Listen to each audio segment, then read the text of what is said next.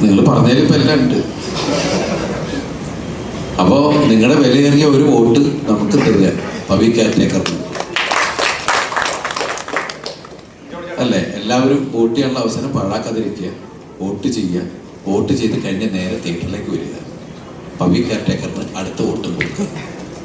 Thank you. പ്രിയപ്പെട്ട പ്രേക്ഷകരോട് April 26-ാം തീയതി നിങ്ങളുടെ അടുത്ത തിയേറ്ററിലേക്ക് പവി കെയർടേക്കർ വരികയാണ്.